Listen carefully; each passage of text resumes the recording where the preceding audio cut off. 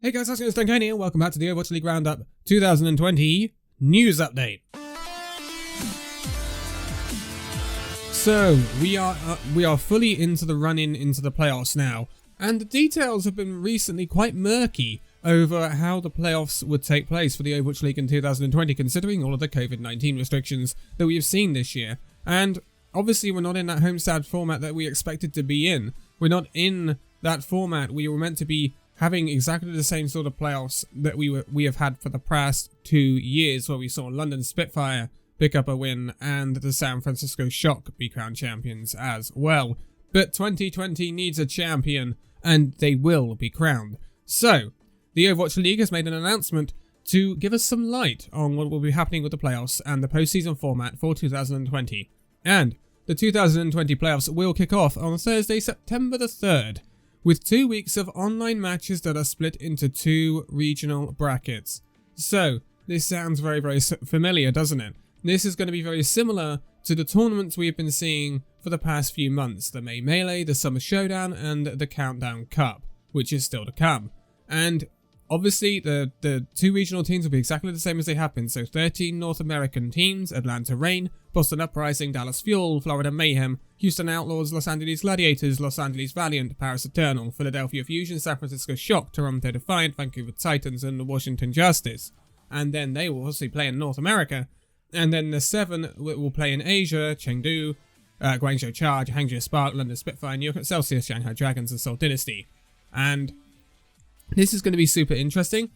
This is where it all comes to count. And there are some teams that do a lot better in this tournament format than they do in the regular season. I'm looking at the team in black and gold.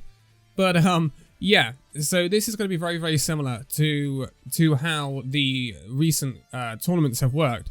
But obviously, the way it will end up is the 2 teams at the end will go to a separate tournament, and we'll talk about that in a minute. But the way it's going to work in Asia, and to some extent you can scale this up for North America as well, because there's more teams. But we start off with a single elimination bracket, and this is what we are defining as the play-ins for this season. And this is where you will see the 6th and 7th seed go head-to-head in Game 1, and then whoever wins that will go through to face either the 3rd or 4th seed alongside the 5th seed. This is the overall standings in Games 2 and 3. And these are single eliminations, so if you lose in this, you're out. Simple as that. There's no double elimination. There's no losers bracket. If you lose here, you're out. But if you get past Games 2 and 3, then you get to the double elimination bracket in Asia. And this is where things get a little bit interesting. This is where the 1st and 2nd seed will come in Games 4 and 5, where they will face either the winner of Game 2 or Game 3, and then the remainder will then face the 2nd seed. The 1st seed will get the first choice, obviously. And then if you lose in Game 4 or Game 5, you will go down to a Game 6, which will be in a loser's bracket. So there is a double elimination bracket there. There is a second chance, so we say. But then we have a Game 8 and Game 7, where we have the winner's bracket deciding match, and then the loser's bracket deciding match, and then the 2 will go through. It's going to be very interesting, because obviously you have that Game 7 first, then you'll have the definite winner of Asia, and then in Game 8, which will be the loser's bracket finals, is what we call them usually, you'll have the 2nd best team in Asia, and then both of those 2 will go through. In NA, we have it slightly expanded. So the single elimination bracket starts off with 5 games. This will feature the 13th seed, all the way through to the 6th seed. And I'm not going to go into the logistics of it because it gets very complicated, or it could be this one and this one. It depends who picks, and it depends who picks this, and it depends who picks this. It's very confusing. But if you get past games 1, 2, 3, 4, 5, whichever you're in, 1 and 2 is first, and then 3, 4, 5 is after. If you get past 3, 4, or 5, then you get into the double elimination bracket for North America. And this is where we get to see the 1st, 2nd, 3rd, and 4th seeds in America come in. The highest seeding teams that will be there. 1st seed, we don't know who that's going to be in North America right now. We thought it might be the San Francisco Shock, but now we've kind of had that rocked a bit. It could be Philadelphia, it could be Paris. So we don't really know, but this is where this happens, and this is a real regular bracket, like we've seen in previous tournaments. Double elimination. You lose in game 6, 7, 8, or 9. You go down to the losers bracket where you'll play in game 10 and 11. I hope I put all these graphics on the screen, otherwise this is going to be really complicated. And then you've got the semi-finals. It's very much like Contenders was in Season 1, and so on and so forth. We've seen this very often in the Overwatch scene. But then it gets super duper interesting, because after that, we have 2 winners. Two people from North America and 2 people from the APAC Asia region. And this is where it gets super interesting, because this is where we get to see the only intercontinental matches we will see for the rest of the season. So these 4 teams will go to a LAN tournament held in Asia. So this is what it says on the announcement. While all the teams have, and this is another thing as well, every single team has the opportunity to qualify for playoffs.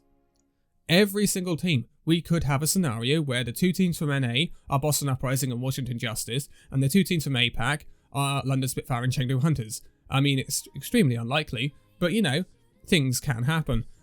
While all teams have an opportunity to qualify for playoffs, higher seeds in each region enjoy a significant advantage, including buys and choice of opponent for first rounds of the bracket, and selection of the first map throughout. The playoffs open with a single elimination play-in matches amongst the lower seeded teams to earn their spots in a double elimination playoffs bracket. After 2 weeks of playoffs, we'll be down to the final 4 teams, the top 2 from both North America and Asia. And this is where it gets interesting. The final 4 teams will compete in a double elimination bracket, with 2 teams advancing to the grand finals to compete for the league championship. They do say, in order to have all 4 teams compete on the same server, the 2 North American teams will travel to Asia. So we know that the grand finals are going to take place in Asia, the first time they have ever been outside of North America. Before the 4 finalists can face off, we will need a few weeks for health and safety needs and to account for travel logistics. That's quite obvious. So I wouldn't expect the actual grand finals until October.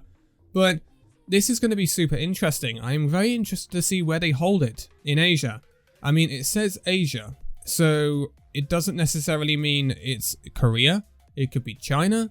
I would have thought it would be South Korea. I would dearly, dearly, dearly, dearly, dearly love it to be at the OGN esports arena in Seoul. Remember that one where Apex was done all those years ago now?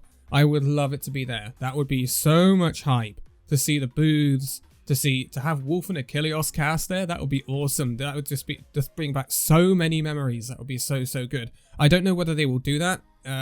I would like to see it. Please, Overwatch League. That would be so awesome to have it at the OGN. Just to, I know it's been a rough year for everyone. It's been a rough year for Overwatch. It's been a rough year for esports. It's been a rough year for the Overwatch League when it was meant to be a massive year, a massive test, a massive year of homestands and all this hype, and it's all just been killed by COVID, unfortunately. But to round it off with a really cool end tournament for OGN, then at OGN, I should say, then that would be amazing. That would be absolutely amazing. We dare to dream.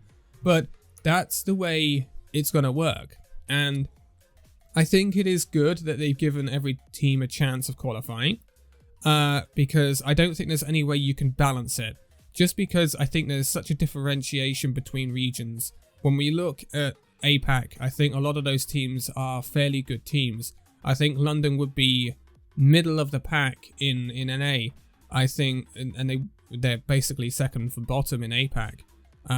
Shanghai Dragons, arguably the best team in the league, and it's very interesting. It's very interesting. I mean, there are some teams that we don't expect to do much. Chengdu Hunters would be one that stand out to me, but it's going to be super interesting, and I'm really glad we get to see this LAN tournament. I would have liked more teams to have been there, but of course that is not easy to do in these circumstances. I would have loved to see a lot more teams compete against, a lot more APAC teams compete against North American teams, but I think that is something we've really missed this season, but that is not under the Overwatch League's control, unfortunately.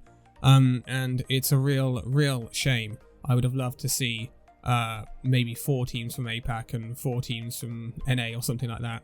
It would have been awesome, but then again, you're then taking the majority of the APAC region, so there's swings and roundabouts. But who's your bets for who are going to be the top 2 out of North America and the top 2 out of APAC right now?